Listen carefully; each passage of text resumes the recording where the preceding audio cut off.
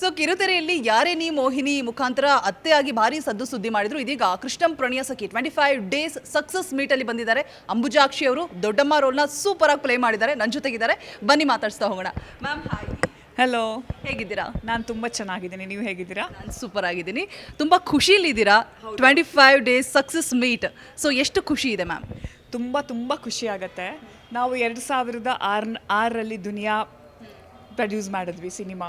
ಅದಾದ ನಂತರ ಮುಂಗಾರು ಮಳೆ ಬಂತು, ಎರಡೂ ತುಂಬ ಸಕ್ಸಸ್ ಆಯಿತು. ಈಗ ಭೀಮಾ ಬಂತು, ನಿಮ್ಗೆಲ್ಲರಿಗೂ ಗೊತ್ತೇ ಇದೆ, ದುನಿಯಾ ವಿಜಯ್ ನನ್ನ ತಮ್ಮ ಅಂತ. ಆಮೇಲೆ ಇವರು ಗಣೇಶ್ ಅವರು ಈಗ ಕೃಷ್ಣಂ ಪ್ರಣಯ ಸಖಿದಲ್ಲಿ ಅವರು ಆ್ಯಕ್ಟ್ ಮಾಡಿದ್ರು ಶ್ರೀನಿವಾಸ್ ಅವ್ರ ಡೈರೆಕ್ಷನಲ್ಲಿ. ಆಗ ಎರಡೂ ತುಂಬ ಸಕ್ಸಸ್ ಆಗಿತ್ತು 2006ಅಲ್ಲಿ. ಈಗ 2024ಅಲ್ಲಿ ಇದೆರಡು ತುಂಬ ಸಕ್ಸಸ್ಫುಲ್ಲಾಗಿ ನಡೀತಾ ಇದೆ. ಒಂಥರ ತುಂಬ ಖುಷಿ ಆಗ್ತಾ ಇದೆ. ಅವರಿಬ್ರು ಸಪೋರ್ಟ್, ಸ್ನೇಹ ಅಂದರೆ ಇವ್ರ ಮೂವಿ ಅವರು ಸಪೋರ್ಟ್ ಮಾಡಿದ್ದು, ಅವ್ರ ಮೂವಿಗೆ ಇವ್ರು ಸಪೋರ್ಟ್ ಮಾಡಿದ್ದು. ಭೀಮಾ ಅಂಡ್ ಕೃಷ್ಣಂ ಪ್ರಣಯ ಸಖಿ ಎರಡೂ ಕೂಡ ಒಟ್ಟಿಗೆ ಬಂತು, ಒಟ್ಟಿಗೆ ಸಕ್ಸಸ್ ಕಾಣ್ತಾ ಇದೆ. ಸೊ ಅವರ ಸ್ನೇಹದ ಬಗ್ಗೆ, ಬಾಂಧವ್ಯದ ಬಗ್ಗೆ ಮ್ಯಾಮ್ ಎಷ್ಟು ಖುಷಿ ಇದೆ ನಿಮಗೆ? ಅವರಿಬ್ಬರು ತುಂಬ ಒಳ್ಳೆ ಸ್ನೇಹಿತರು. ಅವರು ಚಿತ್ರರಂಗಕ್ಕೆ ಕಾಲಿಟ್ಟಾಗ್ಲಿಂದಲೂ ಒಳ್ಳೆ ಸ್ನೇಹಿತರು. ಅವರು ಇವ್ರ ನಿಟ್ಟಿನಲ್ಲಿ ಇವರು ಬ್ಯುಸಿ ಆದರು, ವಿಜಯ್ ಅವರು. ಗಣೇಶ್ ಅವರು ಅವ್ರ ನಿಟ್ಟಿನಲ್ಲಿ ಅವ್ರು ಬ್ಯುಸಿ ಆದರು. ಆಗಾಗ ಭೇಟಿ ಮಾಡ್ತಿದ್ರು ಅಂತ ಕಾಣುತ್ತೆ, ಅಷ್ಟೊಂದು ಸರಿಯಾಗಿ ಗೊತ್ತಿಲ್ಲ. ಆದರೆ ಅವರಿಬ್ಬರು ಮೊನ್ನೆ ನಾನೊಂದು ಫೇಸ್ಬುಕ್ಕಲ್ಲಿ ಅವ್ರದ್ದು ಇಂಟರ್ವ್ಯೂ ನೋಡಿದ್ದೆ. ವಿಜಯ್ ಹೇಳ್ತಾ ಇದ್ದ, ಅರ್ಜುನ್ಗೆ ಬೈದೆ ಕಣೋ, ನಿನಗೆ ಮಾತ್ರ ಮೀನ ಕಣ್ಣೋಳೆ ದಿಂಗಿ ಅಂತ ಮಾಡ್ತಾನೆ, ನಂಗೆ ಮಾತ್ರ ಎಂಟಾಣಿ ಸೆಂಟು ಹಾಕ್ಕೊಂಡು ಅಂತೆಲ್ಲ ಮಾಡ್ತೀನಿ ನನಗೆ ಇರಲಿ ಅಂತೆಲ್ಲ ಮಾತಾಡ್ತಿದ್ದೆ. ನಂಗೆ ಇವತ್ತು ಅವರೆಲ್ಲ ಗಣೇಶ್ ಅವರು ಸ್ಟೇಜ್ ಮೇಲೆ ನಿಂತ್ಕೊಂಡು ಮಾತಾಡ್ತಿರುವಾಗ ನಂಗೆ ಆ ಇಂಟರ್ವ್ಯೂ ತುಂಬ ನೆನಪಾಗ್ತಿತ್ತು. ನಮ್ಮ ಕನ್ನಡ ಚಿತ್ರರಂಗದಲ್ಲಿ ಇರುವಂತಹ ಎಲ್ಲ ನಟ ನಟಿಯರು ಇದೇ ಒಂದು ಸ್ನೇಹ ಬಾಂಧವ್ಯದಲ್ಲಿ ಇದ್ದರೆ ನಮ್ಮ ಕನ್ನಡ ಚಿತ್ರರಂಗ ಇನ್ನೂ ಚೆನ್ನಾಗಿರುತ್ತೆ. ಖಂಡಿತ. ಹಾಂ ಮ್ಯಾಮ್, ಇದೇ ಖುಷಿಲಿ ಸಿನಿಮಾ 25 ಡೇಸ್ ಸಕ್ಸಸ್ ಕಾಣಿಸಿದೆ ಆಲ್ರೆಡಿ. ಅಂದರೆ ಹಿಂದೆ ಇಲ್ಲ 25 ವೀಕ್ಸ್ಗೆ ನಾವು ಸಕ್ಸಸ್ ಮೀಟ್ನ ಮಾಡ್ತಾ ಇದ್ವಿ ಅಂತ ಕೇಳ್ಪಟ್ಟಿದೆ. ಸೊ ಈ ಸಿನಿಮಾ 25 ಡೇಸ್ಗೆ ಅಷ್ಟು ದುಡ್ಡನ್ನು ತಗೊಂಡಿದೆ ಅಂತ ಹೇಳ್ಬಿಟ್ಟು ಹೇಳ್ತಾ ಇದ್ರು ನಿರ್ದೇಶಕರು, ನಿರ್ಮಾಪಕರು ಎಲ್ಲರೂ ಕೂಡ. ಸೊ ಅದು ಎಷ್ಟು ಖುಷಿ ಕೊಡುತ್ತೆ ನಿಮಗೆ? ನಾವು ನಿರ್ಮಾಪಕರೇ ಆಗಿದ್ವಿ ಅಲ್ಲ, ನಾವು ಹಾಕಿದಂಥ ಹಣಕ್ಕಿಂತ ₹1 ಹೆಚ್ಚಿಗೆ ಬಂದರೂ ನಮಗೆ ತುಂಬ ಸಂತೋಷ ಆಗುತ್ತೆ.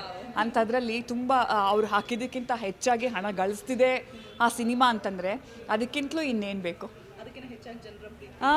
ಅದ್ರ ಜೊತೆಯಲ್ಲಿ ಅಷ್ಟಕ್ಕೆಲ್ಲ ಕಾರಣ ಅವರವರ ಫ್ಯಾನ್ಸ್, ನಮ್ಮ ಕನ್ನಡ ಚಿತ್ರರಂಗದಲ್ಲಿ ಕನ್ನಡ ಚಿತ್ರ ಅಭಿಮಾನಿಗಳು ಇದ್ದಾರಲ್ಲ, ಅದೆಲ್ಲ ಅವರ ಆಶೀರ್ವಾದ.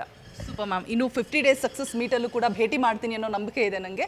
ಸೊ ಇದೆಲ್ಲದರ ಮಧ್ಯೆ ಮ್ಯಾಮ್ ಒಂದು ವಿಚಾರ ಅಂದರೆ ಸ್ಯಾಂಡಲ್ವುಡ್ ಅಂಗಳದಲ್ಲಿ ಭಾರಿ ಚರ್ಚೆ ಆಗ್ತಾ ಇದೆ.